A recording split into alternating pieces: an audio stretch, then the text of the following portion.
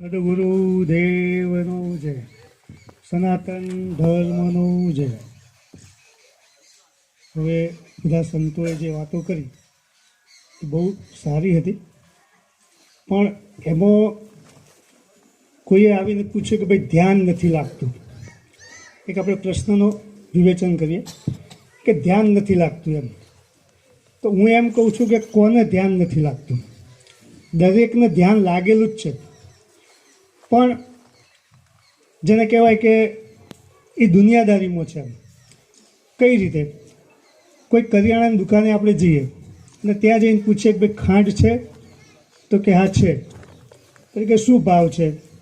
એ ભાવ કહેશે. પછી કે મીડિયમ છે કે સારી છે કે ભાવતાલ નક્કી કરશે. આપણે એના સામે પૈસા આપ્યા, એટલે એણે બાકીના પૈસા આપણને પાછા આપ્યા, જે કંઈ આપે એમાંથી. હવે એ પૈસા લેવડ દેવડ કરતી વખતે આપણે પૂરેપૂરું ધ્યાન રાખીને જ લેવડ દેવડ કરીએ છીએ.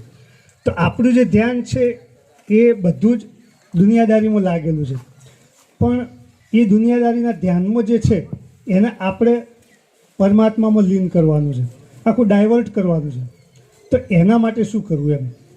તો એના માટે સંતોના શરણે જવું જ પડે, એમાં બિલકુલ ચાલે નહીં. કે સંતોના શરણે ગયા વગર આપણને રસ્તો બતાવતા નથી કે આ રસ્તે આપણે આગળ વધવાનું છે, બરાબર. હવે આશ્રમમાં જવાથી આપણને શું શું મળે?